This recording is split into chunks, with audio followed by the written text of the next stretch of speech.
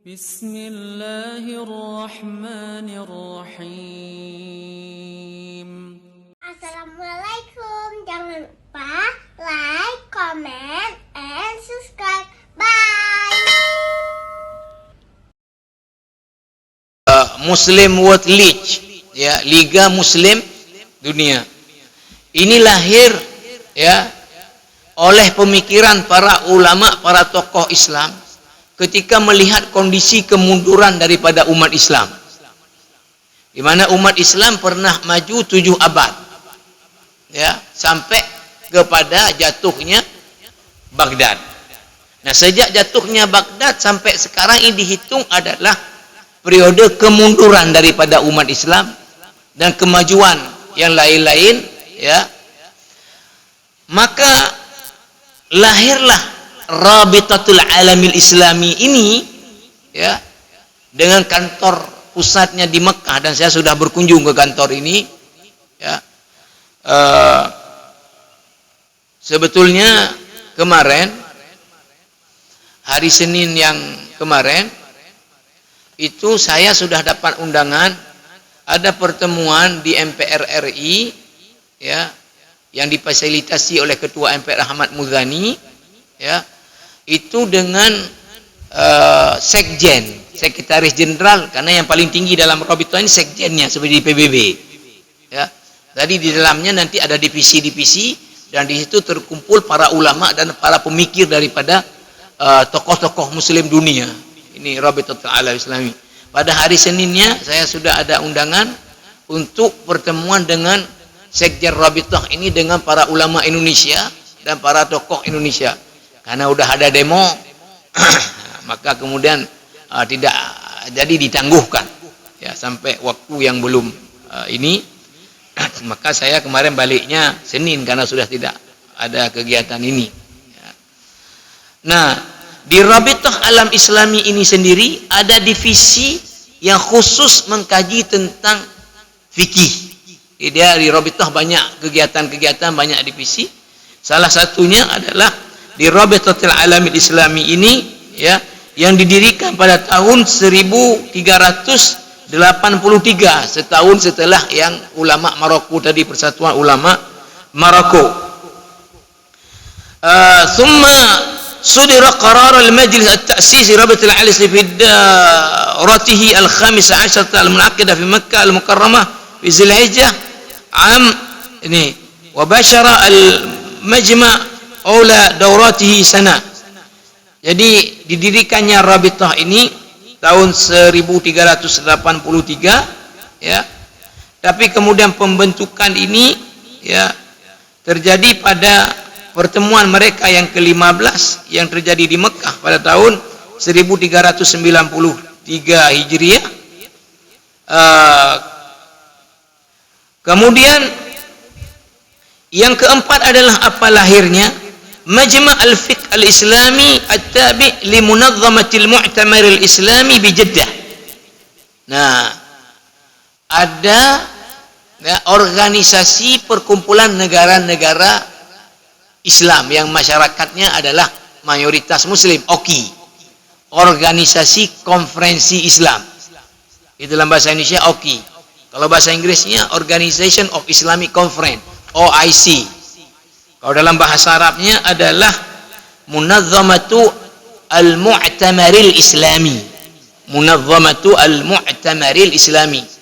Apa beda dengan Rabitah? Kalau Rabitah tidak merepresentasi negara, tetapi kumpulan para ulama di dunia Islam yang besar-besar, para pemikir-pemikir Islam, para tokoh-tokoh Muslim. Tapi kalau OKI jelas, itu representasi dari negara yang masyarakatnya mayoritas penduduknya Muslim. Nah, ini dibentuk OKI ini pada tahun 1401 Hijriah. 1401 Hijriah. Berarti sekarang umurnya 46 tahun. Umurnya 46 tahun OKI ini. Nah, di OKI itu ada satu divisi, dia yang khusus mengkaji tentang masalah fikih وصار المجمع الفقهي الإسلامي حقيقة واقعة إحدى الهيئات المنبثقة عن منظمة المؤتمر الإسلامي. Di salah satu divisi yang ada di OKI itu divisi kajian fikih. Nah, itu kalau kita baca buku tentang harta haram muamalah kontemporer yang ditulis oleh Dr. Erwandi Tarmizi, salah seorang ulama Indonesia yang ahli di fikih muamalah, ya, alumni S2 S3-nya di di Jamiah Imam Ibn Saud di Riyadh, dan banyak bekerja di Bank World Bank di Jeddah bersama para ahli, ya. Itu kalau di dalam kitab beliau tadi harta haram muamalah kontemporer banyak betul menukil fatwa-fatwa divisi di fikih OKI ini, ya. Karena di muamalah banyak hal-hal baru tadi, jadi divisi fikih OKI ini mengkaji, ya. Misalnya tadi jual beli online bagaimana menurut Islam, ya. Kartu kredit kayak mana menurut Islam, tarik uang di ATM, misalnya uang kita uang rupiah, tariknya real, tariknya dolar, tariknya apa, ada riba enggak di situ. Ini kan perkara yang dulunya enggak ada, dan dalam muamalah itu banyak betul. Jadi kalau Dr. Erwandi cukup banyak mengutip fatwa-fatwa divisi fikih OKI ini, ya. Divisi fikih OKI. Nah, yang berikutnya apa juga lahir juga daripada organisasi diperdi Al-Majlis Al-Aurubi lil Ifta wal Buhuth fi Madinati London di Britania, wa qad bada'at irhasatu insya'ihi fi Dzil Qa'dah am. Ada organisasi Eropa untuk fatwa dan kajian Islam. Ini khusus ulama-ulama Eropa, ya. Makna ulama-ulama Eropa adalah apa? Ya, orang-orang Arab yang sudah hijrah, tinggal kemudian di Eropa, tinggal di Perancis, tinggal di Inggris, tinggal di Spanyol, mana-mana. Tapi mereka asalnya adalah orang-orang Arab, tapi karena di sana ribut negerinya, perang sendiri-sendiri, maka mereka hijrahlah ke berbagai negara-negara yang ada di Eropa. Mereka membuat persatuan tadi, organisasi yang untuk apa? Mengeluarkan fatwa. Karena di Eropa sendiri kan butuh fatwa, ya. Bagaimana butuh fatwa? Misalnya negara-negara yang dekat dengan kutub, ya, Norwegia, Swedia, ya. Ketika musim dingin misalnya, ya, atau apa namanya, itu malamnya jadi panjang. Kalau musim panas malamnya jadi pendek. Sehingga apa yang terjadi? Kalau di musim panas puasanya bisa berapa? 18 jam. Apakah mereka harus puasa 18 jam? Nah, kemudian kalau di musim nanti yang kebalikannya, puasanya singkat aja, ya. Baru kemudian sahur udah buka puasa. Nah, ini kayak mana? Orang baru isya udah sahur terus. Nah, ini kan perlu kepada fatwa, dan di Eropa banyak hidup bersinggungan dengan orang-orang non-muslim. Kayak mana muamalah dengan non-muslim dan sebagai bekerja di perusahaan non-muslim, bekerja, ini kan butuh kepada fatwa-fatwa. Maka ada persatuan ulama-ulama muslim Eropa, ya, di antara lembaga yang hadir. Kemudian lembaga yang hadir juga diperdi Hay'atu Kibaril Ulama bil Mamlakah Al-Arabiyyah As-Saudiyah, wa hiya laysat majma'an fiqhiyyan illa annaha tubashir amalan jama'iyyan qariban ila hatma min al-majami' al-'ilmiyyah al-mutakhassisah min haythu inna ar-ra'ya fiha yasturu ba'da ijtihadin fiqhiyyin jam'iyyin. Di Saudi sendiri misalnya dibentuk namanya Hay'ah Kibar Ulama. Ya, lembaga ulama besar Saudi. Jadi kalau ada masalah tidak sendiri-sendiri beri fatwa. Tapi dikumpulkan, didiskusikan, kemudian dihasilkanlah ini ya pendapatnya. Ya. Ini kantor pusatnya adalah di Taif. Ya. Kami pernah dibuat pertemuan sekali dengan ketua Dewan Ulama Besar Saudi. Ya, yang menarik apa? Syekh Abdul Aziz Ali Syekh itu buta. Ya, ketua ya ulama besar Saudi, kayak masih beliau sekarang ini. Itu buta. Ya. Buta. Tapi kalau kita tanya, Syekh ini hadis ini sahih apa enggak? Itu hadis itu hasan. Menurut ini gini. Syekh hadis ini gimana ininya? Itu dhaif. Karena ini. Syekh ayat ini gimana tafsirnya? Tafsirnya menurut ini. Itu buta.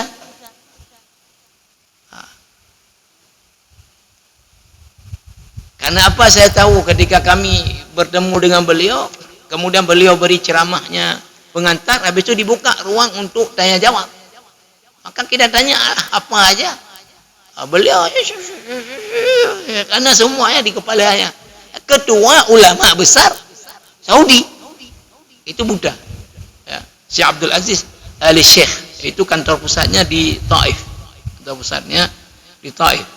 Maka beliau kemana-mana ya harus ada penuntunnya membawa karena lampunya nggak hidup. Kemudian jamaah rahimakumullah, yang berikutnya adalah ciri di peradilan nasyat harakat ta'lif al-fiqhi wa tahqiq al-akademi al-jami'i tuktab li kutub as-salaf wa nashr al-ilmi bi shatta al-anwa' wal wasail al-mutaha li tullab al-ilmi عبر الكتب والبرامج الحاسوبية والمكتبات الشاملة التي تجمع المؤلفات الفقه والأصول في برامج واحد والمواقع الإنترنتية المتخصصة في الفقه وأصوله ونواذله ومدارسه ومؤلفاته مما سهل على الطلاب والباحثين الوصول إلى بغيتهم بأقرب السبيل وأيسرها. Nah, di periode ini juga terjadi gerakan untuk ya apa namanya pertama at-tahqiq al-akademi al-jami'i li kutubi salaf. Tadi di perguruan tinggi diulang lagi ada kajian-kajian tentang kitab-kitab salaf dulu ditahqiq balik oleh para mahasiswa atau oleh para syekh-syekh, para dosen-dosen ya. Kemudian ilmu disebarkan dengan berbagai media yang ada. Ya melalui apa? Sampai melalui program internet. Ya, program internet. Yang terkini sekarang kan ada AI lagi. Chat GPT. Ya. Kita mau apa sekarang? Ya, kalau sebelum ini kan apa-apa tanyanya ke Syekh Google. Tadi apa hukum misalnya bekerja dan mendapat gaji dari perusahaan asing yang non muslim, bosnya dan ininya. Nah, itu tinggal ketik di Syekh Google. Syekh Google. Keluar dia. Sekarang tinggal tanya sama chat GPT. Ya. Menarik apa? Ya. Waktu saya ikut di Ummul Qura, program 1,5 bulan, salah satu mata kuliahnya adalah An-Nawazil namanya. Hal-hal baru di dalam kajian fikih. Karena itu kejadian-kejadian baru ya terjadi. Contoh, kalau dalam fikih dulu kan dibahas tentang ya hukum pidana membunuh orang dengan sengaja. Namanya al-qatlul amd. Ya. Ada nanti membunuhnya tidak sengaja. Ya, al-qatl ghairul amd. Itu kan beda hukum pidananya. Ya. Misalnya kita apa namanya cari igluh, ya, cari rusa. Udah kita periksa nggak ada orang. Waktu kita terima rusa nggak kena orang di hutan dengan minta awi, tak mati. Ini kan namanya al-qatal ghairul amd, membunuh tidak sengaja. Kenapa dianggap membunuh? Mereka mati udah kan membunuh. Kenapa tidak sengaja? Karena nggak sengaja nembak orang itu, nembaknya rusa, nggak tahu ada orang. Ya. Ini yang sudah dibahas, ya. Ya, ada juga misalnya, ya, al-qatal syibhal amd, ya, pembunuhan yang dia mirip dengan sengaja. Jadi bukan sengaja, bukan tidak sengaja, tapi di tengahnya, kayak mana? Ya, kita tempeleng orang, rupanya orang itu jantungan mati. Kita kan nggak maksud membunuh dia, cuma nempeleng. Ya, kenyataannya mati. Nah, ini yang sudah dibahas oleh fikih-fikih dulu. Sekarang bagaimana kalau anak bawa motor di jalan ogal-ogalan? Wah, ditabrak orang. Mati orang ditabrak itu. Masuk ke mana kategorinya? Pembunuhan sengaja kah? Yang kemudian harus dikisos dia? Atau masuk ke mana? Ini namanya an-nawazil. Yang menariknya apa? Yang ngajarnya Dr. Mish'al Al-Ghamidi. Itu sebelum buka bukunya, ya, itu selalu ditanya lu pendapat kita. Jangan buka dulu. Menurut pendapat kalian apa? Itu semua ini beri pendapat dalilnya apa. Nah, sebelum buka buku kata beliau, kita tanya Syekh Google sekarang. Kan di setiap lokal itu ada layarnya, kemudian ada infokus. Kita tanya Syekh Google, Syekh Google keluar pendapat di Syekh Google. Nah, baru kemudian buka kitabnya seperti apa. Nah, jadi di periode ini kan sudah memudahkan, ya, para penuntut ilmu. Bahkan sekarang, ya, apa namanya, orang yang di hadis, ya, itu udah ada, ya. Kalau dulu kita minta satu orang mencari hadisnya diapakan, dia perlu pergi ke perpustakaan. Kalau cari kitab-kitab hadis ini di Kutubus Sittah, apa di Sahih Bukhari, apa di Muslim, apa di Sunan Tirmidzi dan sebagainya, harus ke sana. Tapi sekarang dengan ada aplikasi, ya, orang ini tinggal di laptopnya aja ketik salah satu kata daripada hadis itu, bruk, keluar. Ini ada di kitab Imam At-Tirmidzi, di bab ini. Nah, hadis itu kayak mana? Saya tahu nggak, ketik lagi sama dia. Kayak mana komentar ulama dari itu? Hadis ini menurut ulama ini, cuman duduk aja.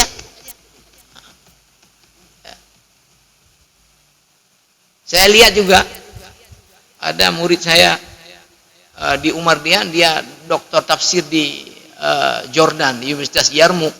Ya. Itu kalau dia ya di laptop dia. Ayat ini menurut Qurtubi kayak mana? Ketiknya keluar menurut Qurtubi. Ibnu Katsir kayak mana? Ketiknya. Ya, dia nggak ada pergi lagi mana-mana. Ya, semuanya ada di laptop. Bahkan ada aplikasi namanya Maktabah Asy-Syamilah. Ya. Itu apa fikihnya, apa semuanya ada di aplikasi Maktabah Asy-Syamilah itu. Nggak perlu kemana-mana. Ya. Ini kan yang tidak ada di zaman dulu yang memudahkan. Yang kesembilan adalah apa? Syiri di periode ini, عقد العديد من المؤتمرات العلمية والندوات الفقهية التي تناقش القضايا الفقهية الحادثة. Nah, dibuat banyak apa? Al-mu'tamarat al-ilmiyah wan nadawat al-fiqhiyah. Mu'tamar, seminar-seminar tentang kajian fikih. Nah, itu dibuat di mana? Ya, mu'tamarat iddah, aghlabuha an rabitatil alamil islami bi Makkah wa munazzamatil mu'tamar al-islami bi Jeddah wa kulliyat syariah bil jami'at. Khusus di kajian fikih yang paling banyak dibuat muktamar tadi, mengumpulkan ulama-ulama dari berbagai dunia, itu Rabitah Alam Islami. Divisi fikih OKI tadi di Jeddah. Kemudian yang lain mana? Ya, al-kulliyat asy-syar'iyyah bil jami'at. Kuliah-kuliah syariah yang ada di universitas di dunia ini, mengundang para ahli membuat kajian-kajian. Yang dulu kan tidak ada sebelum ini, ada muktamar, ada seminar-seminar. Karena apa? Periode dulu transportasinya, ngundang orang, gimana ininya? Ya, dengan memudahkan sekarang. Apalagi sekarang ini apa? Nggak perlu datang si pemateri itu. Dia cukup di negerinya virtual, Zoom meeting. Ya. Dari awal dia ikuti, giliran dia, ya Syekh tafadhal anta ya Syekh. Ya, Syekhnya di Mesir. Nanti Syekh satu lagi ulama besar di Maroko. Ya Syekh al-Maghribi tafadhal ya Syekh. Ya Syekh Maroko. Habis itu Syekh Saudi enggak mana-mana. Seluruh orang ikut ininya dia. Nah, ini kan hal-hal yang luar biasa. Nah, yang ke-10-nya adalah muqawamatul qawanin al-wad'iyyah allati ghazat al-alam al-islami bibada'il fiqhiyah tamassalat fi taqnin ahkam al-fiqh al-islami fi surah mawad mutataliyah ala madhhab min al-madhahib 'ariyah 'an al-ikhtilafat al-fiqhiyah hawiyah lil aqwal al-mukhtara ar-raji'ah allati yurad tatbiqha. Nah, kemudian muncul apa? Ini yang terakhir kita bahas hari ini adalah apa? Usaha untuk ya menerapkan kembali syariat Islam dalam kehidupan Muslim. Setelah itu tergantikan dengan hukum positif. Ya, setelah jatuhnya Turki Utsmani, kemudian terjadi penjajahan di dunia Islam ini oleh negara-negara Eropa. Maka kemudian apa? Ya, merdekalah negara-negara Islam ini, tapi yang dipraktekkan hampir di semua negara Islam itu bukan hukum Islam, tapi hukum positif. Ya, orang mencuri bukan potong tangan, masuk penjara. Ya. Orang yang membunuh orang lain bukan dikisas, tapi dihukum dengan penjara. Ya. Jadi muncul upaya-upaya seperti kita kan sudah hadir upaya apa?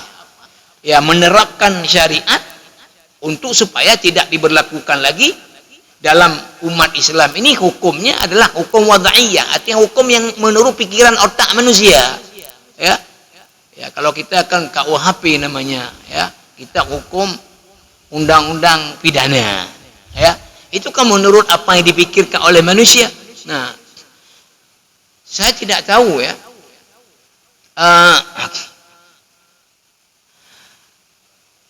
Dunia Islam yang betul-betul menerapkan hukum Islam 100% walaupun dalam prakteknya nanti ada bias. Ya, dalam praktek. Ya, kalau dalam praktek itu namanya manusia, itu akan ada bias-biasnya. Ya, biasnya apa misalnya? Orang besar yang jatahnya kena, nggak kena karena dia ada dekat dengan kekuasaan, itu kena bias. Itu kan Saudi Arabia. Wah, kalau mencuri terpenuhi ininya berarti potong tangan. Kalau tadi pembunuhan berarti terbukti ininya sengaja dikisas. Ya.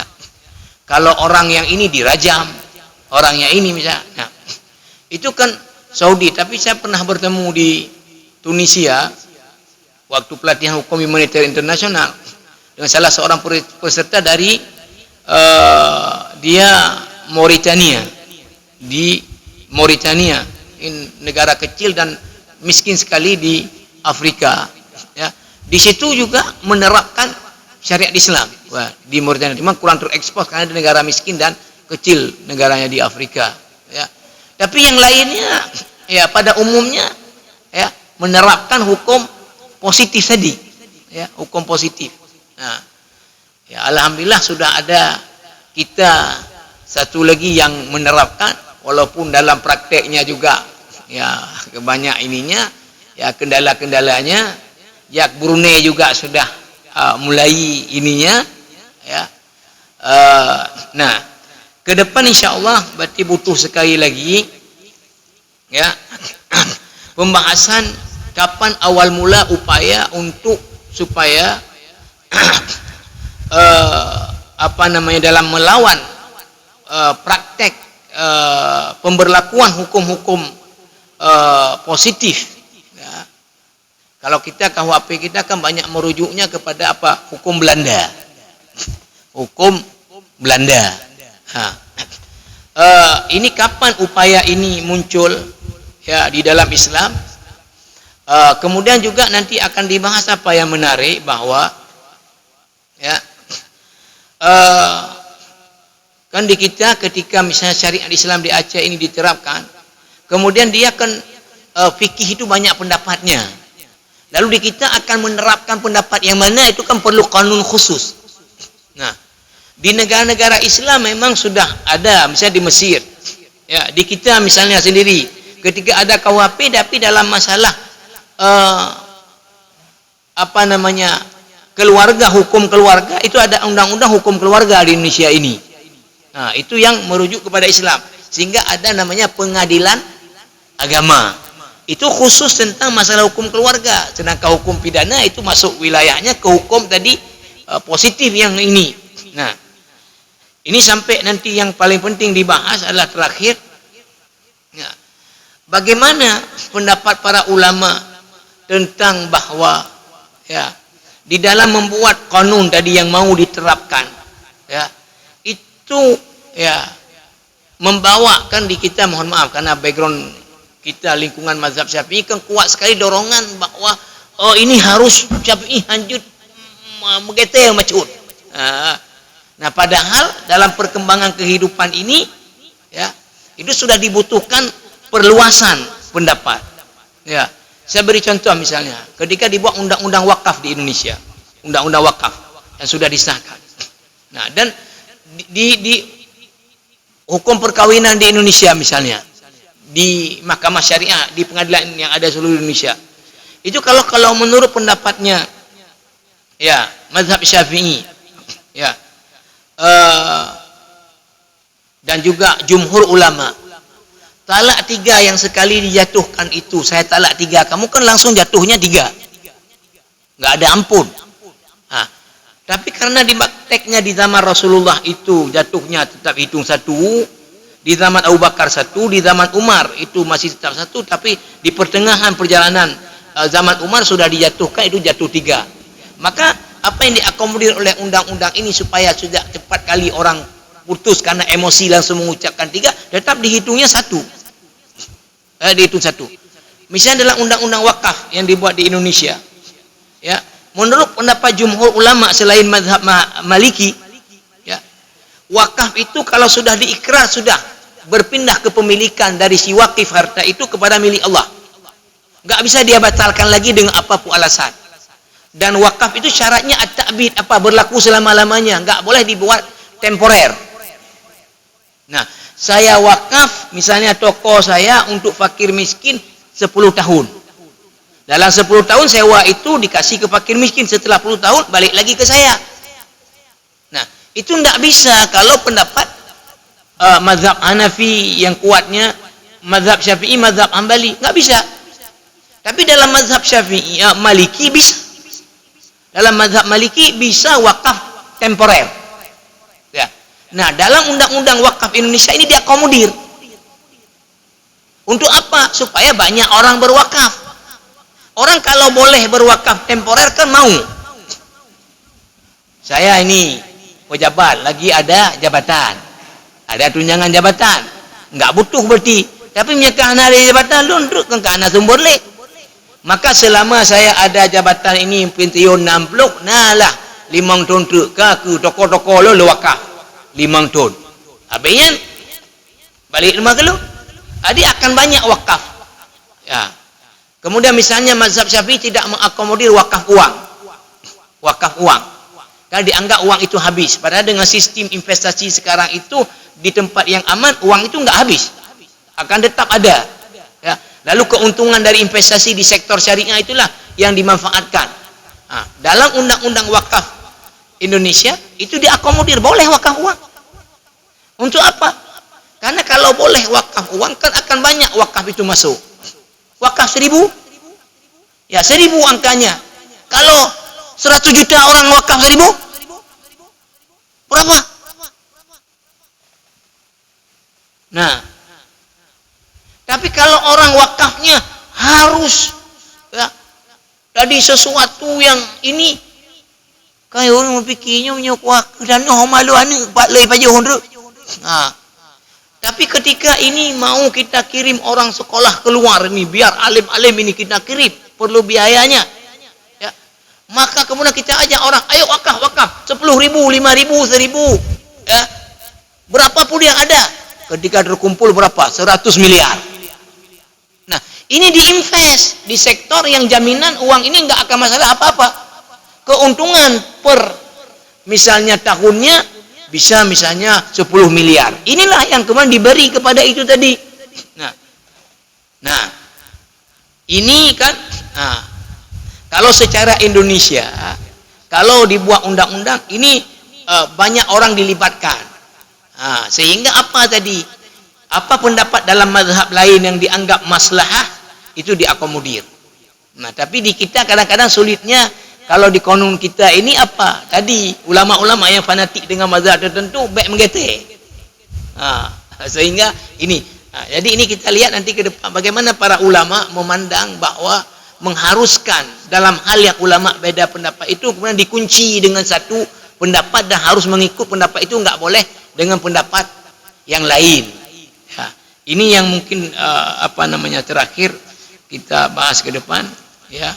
Mudah-mudahan ada manfaatnya. Subhanakallah bihamdika, asyhadu an la ilaha illa anta, astaghfiruka wa atubu ilaik. Assalamualaikum warahmatullahi wabarakatuh.